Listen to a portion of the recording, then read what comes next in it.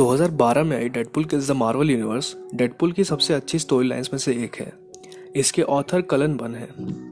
ये story line का plot Marvel के टिपिकल अर्थ 616 में ना होकर अर्थ 12101 में होता है। स्टोरी की बिगिनिंग में हम देखते हैं द वॉचर को। द वॉचर मार्वल यूनिवर्स के कुछ ऐसे बींग्स हैं जो पूरे मार्वल यूनिवर्स में हो रहे अलग अलग घटनाओं को देखते हैं और कभी कभी किसी यूनिवर्स में होने वाले कैटास्ट्रोफी के बारे में वार्निंग भी देते हैं, लेकिन ये उसको लेकर कुछ कभी कर नहीं सकते, अपनी पावर्स का यूज नहीं कर सकते उसको रोकने के लिए। द वॉचर हमसे कहता है कि उसने कई दुनियाओं को बनते हुए देखा है, उसने भगवान को भी बनते हुए देखा है और न जाने कितने सेलेस्टियल बींग्स को तबाह होते हुए देखा है। वो हमसे ये भी कहता है कि उसके सामने न जाने कितने यूनिवर्स दोबारा से बने फिर तबाह हुए। कुछ का अंत बहुत शांति से होता है और कुछ का अंत बहुत बुरा। ये स्टोरी भी एक अंत के शुरुआत की कहानी है। जिस तरह से सुपर हीरोज की शुरुआत हुई थी फैंटास्टिक फोर से, वैसे ही बर्बादी की शुरुआत भी उन्हीं से होगी। पहले ही शॉट में हम देखते हैं रीड रिचर्ड्स सूजन की गोद में अपनी आखिरी सांसें ले रहा था। तभी सूजन उससे पूछती है कि रीड, तुम्हारी ये हालत किसने की? रीड कहता है सब खत्म हो गया, यहाँ तक कि बेन भी धूल में मिल गया। मरने से पहले रीड सूजन को कहता है कि अब उसको बचाने का कोई फायदा नहीं है, वो यहाँ से जाए और बाकियों को इसके बारे में सावधान कर दे। रीड कहता है कि कुछ चोरी हो गया है। सूजन उससे पूछती रहती है कि उसकी ये हालत किसने की। फिर सूजन रीड से ये पूछती है कि रीड, हमारे बच्चे कहाँ हैं?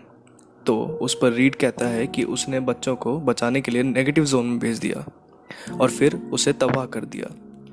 नेगेटिव जोन मार्वल यूनिवर्स का एक एंटी डायमेंशन है जिसके बारे में मैं आपको आगे की वीडियोस में कभी बताऊंगा। और आपको अगर ना पता हो तो रीड रिचर्ड और सूजन रिचर्ड का बेटा फ्रैंकलिन रिचर्ड मार्वल यूनिवर्स 616 का सबसे पावरफुल आदमी है। इतना कहते ही रीड रिचर्ड्स मर जाता है। अगले शॉट में हम देखते हैं कि अचानक एक ब्लास्ट की आवाज़ आती है और सूजन उस ब्लास्ट की आवाज़ का पता लगाने जाती है, ऑब्वियसली इनविजिबल होकर क्योंकि वो इनविजिबल वुमन है। तभी उसे दिखता है उसका भाई Johnny storm AKA the human torch, जो बुरी तरीके से घायल है। उसके पीछे से डेडपूल निकलता है और कहता है कि उसे उम्मीद नहीं थी कि जॉनी उसे इतनी अच्छी फाइट देगा। उस फाइट के चक्कर में फैंटास्टिक फोर का जेट भी तबाह हो जाता है। तबाह हुए जेट को देखकर डेडपूल उदास होकर यह कहता है कि ऑमलेट बनाने के लिए कुछ अंडों को फोड़ना ही पड़ता है। और इतना कहते ही डेडपूल ह्यूमन टॉर्च का गला काट देता है। गला काटने की वजह से जो खून ह्यूमन टॉर्च के गले से निकलता है वो सीधा जाके सूजन की इनविजिबल बॉडी पे चला जाता है। खून के छींटों की वजह से डेडपूल पहचान जाता है कि सूजन उसके बगल में खड़ी है। इससे पहले कि डेडपूल कुछ करता, सूजन डेडपूल के दिमाग के अंदर फोर्स फील्ड जनरेट करती है और उसका दिमाग तबाह कर देती है, जिससे डेडपूल कुछ देर के लिए ख़त्म हो जाता है। डेडपूल को ख़त्म करने के बाद सूजन पीछे मुड़ती है और कहती है न जाने डेडपूल ने ऐसा क्यों किया, शायद उसको हमारे किसी एनिमी ने ऐसा बोला हो। ये कहकर सूजन आगे बढ़ती है। वैसे ही डेडपूल अपनी कटाना निकालता है और सूजन के आर पार कर देता है। सूजन को मारते मारते डेडपूल बोलता है कि इतने समय तक तुमने दुनिया को बचाया, लेकिन फिर भी एक बहुत ही बेसिक सी बात नहीं सीखी। कभी भी अपने हाथों में सीजर्स लेकर नहीं भागना चाहिए, कभी भी हवा की उल्टी डायरेक्शन में नहीं थूकना चाहिए और कभी भी अपने अधमरे दुश्मन को ऐसे छोड़ के नहीं जाना चाहिए जिसके पास बहुत ही बढ़िया हीलिंग फैक्टर हो। यहाँ पर हमें द वॉचर फिर से दिखता है। वो हमें कहता है कि अगर हमें जानना है कि डेडपूल ऐसा क्यों कर रहा है तो इसके लिए हमें एकदम स्टार्टिंग में जाना पड़ेगा, और वो हमें लेके जाता है रेवंसक्रॉफ्ट असाइलम। रेवंसक्रॉफ्ट असाइलम में हम देखते हैं डॉक्टर बेंजामिन ब्राइटन को। ये एक बहुत ही इंपॉर्टेंट कैरेक्टर है और इसके बारे में बाद में बताऊंगा। डॉक्टर ब्राइटन ने एक ट्रीटमेंट की डेवलपमेंट की है जो ट्रबल माइंडेड लोग जैसे कि डेडपूल वगैरह को ठीक करने में बहुत ही इफेक्टिव है।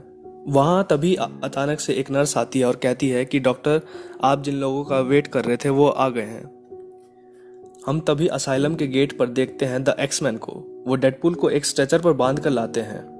डेडपूल वुल्वरीन से कहता है कि तुम लोगों ने मुझे इस स्ट्रेचर पर बांध दिया है, एक बार मुझे इससे आज़ाद करो ताकि मैं तुम सबको एक एक करके इस पे बांधूं।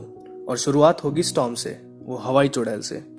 वेड की ऐसी हालत देखकर वुल्वरीन प्रोफेसर से कहता है कि मुझे इसके बारे में एक बहुत ही बुरी फीलिंग आ रही है। वेड की हरकतों को साइड रख दें तो उसे इन हाई प्रोफाइल डॉक्टर्स के हवाले करना बहुत ही गलत साबित हो सकता है। वुल्वरीन की बात पर प्रोफेसर उसे टोकते हुए कहता है कि वेड को केयर की बहुत ज़रूरत है और ये लोग केयर करने में एक्सपर्ट हैं। मैं तुम्हें ये विश्वास दिलाता हूँ। वुल्वरीन को समझाने के लिए डॉक्टर ब्राइटन उसको इंटरप्ट करते हैं और बोलते हैं कि भले ही उनके मेथड्स अनकॉमन हैं, लेकिन उनकी ट्रीटमेंट ने वेड जैसे भी गॉन केसेस को हैंडल किया हुआ है। वेड मजाक मजाक में कहता है कि उसका इंस्टीट्यूशंस के साथ हमेशा से 36 का आंकड़ा रहा है। उसके कई बार शादी टूट गई है, उसके अनगिनत चेक बाउंस हुए हैं और तो और उसने एक बार स्मिथसोनियन म्यूजियम को भी तबाह कर दिया था। वेड की बात सुनकर डॉक्टर ब्राइटन उसको कहता है कि वो समझ गया है कि वेड का केस कैसा है। अब वो उस पर पर्सनली ऑपरेट करेगा और वो वार्ड बॉयज़ को कहता है कि उसे उसके ऑफिस में ले जाया जाए। नेक्स्ट फ्रेम में हम देखते हैं कि वार्ड बॉयज़ ने वेड को एक जैकेट में पैक कर दिया है और वो उसे डॉक्टर ब्राइटन के ऑफिस में ले जाते हैं, जहां वेड उनसे मजाक मजाक में कहता है कि क्या वो इसी तरीके से तैयार होते हैं खाना खाने के बाद। डॉक्टर ब्राइटन अपने वार्ड बॉयज़ से जाने के लिए कहता है और वो वेड को ये बोलकर बैठने के लिए कहता है कि आओ हम एक दूसरे को डिस्कवर करें। तभी वेड के दिमाग में एक और आवाज़ ये बोलती है कि शायद ये डॉक्टर सही में उसकी मदद करना चाहता है और उनकी इनर फीलिंग को बाहर लाना चाहता है। ये सुनकर वेड बोलता है कि तुम भी अब ओल्ड स्कूल थेरेपिस्ट की तरह बात कर रहे हो, मुझे तुमसे बात करने में कोई इंटरेस्ट नहीं है। डॉक्टर ब्राइटन कहता है एक बार ट्राई तो करो, जिस पर वेड कहता है कि चलो कहाँ से शुरू करें। वो मन में सोचता है कि गरीब पैदा हुआ था, ये स्टोरी तो बहुत पुरानी हो चुकी है, कुछ नया ट्राई करते हैं। फिर वो कहता है हाँ, मैं एक कोल माइनर के घर बेटी बन के पैदा हुआ था और मेरी माँ ने मुझे दूध तक नहीं पिलाया। वो डॉक्टर ब्राइटन से कहता है कि हे तुम कुछ लिख क्यों नहीं रही, जिस पर डॉक्टर ब्राइटन कहता है कि तुम अपने अनकिलेबल स्किल के बारे में क्या सोचते हो। अनकिलेबल स्किल्स का मतलब बताते हुए डॉक्टर ब्राइटन उससे कहता है कि तुम एक ट्रेंड असैसिन हो जिसके पास हीलिंग फैक्टर है जो तुम्हें इमॉर्टल बनाता है, जिस पर डेडपूल के अंदर से आवाज़ें निकलती हैं। इस बार 2 आवाज़ें होती हैं। एक आवाज़ उससे कहती है कि उसे ये इमॉर्टल वाली बात पता नहीं थी और दूसरी आवाज़ उससे कहती है कि उसके कई दोस्तों ने उसको मारने की कोशिश की है। डेडपूल फिर डॉक्टर से बोलता है कि तुम मेरी बात सुनो।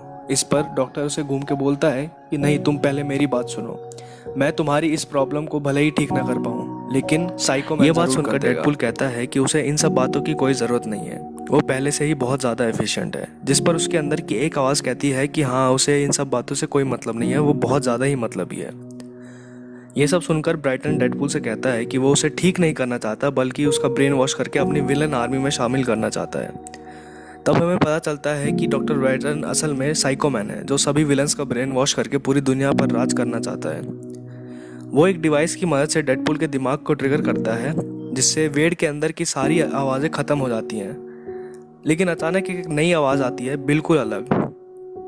और ये आवाज़ कहाँ से आती है इसका पता आपको लास्ट पार्ट में पता चलेगा, Deadpool kills the Marvel universe part 4 में। वो आवाज़ डेडपूल को तरीका बताती है उस जैकेट में से बाहर आने का। डेडपूल बाहर आके डॉक्टर ब्राइटन को कस के पकड़ लेता है, जिससे डॉक्टर ब्राइटन मर जाता है और उसका दिमाग खुल जाता है।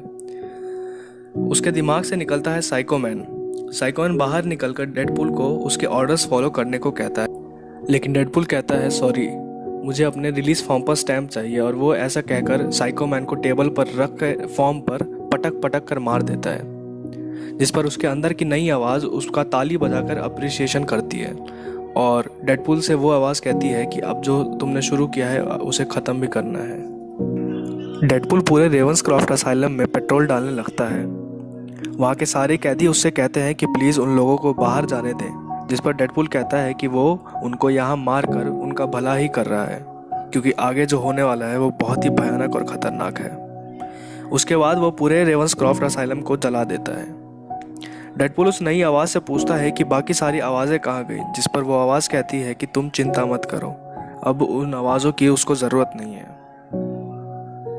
इसके बाद हम वॉचर को दोबारा से देखते हैं। वो हमसे कहता है कि अगर ये इवेंट किसी और यूनिवर्स में हो रहे होते तो शायद हीरोज़ मिलकर साइकोमैन को रोक लेते, लेकिन इस यूनिवर्स में साइकोमैन ने एक इमॉर्टल किलर को जन्म दे दिया है।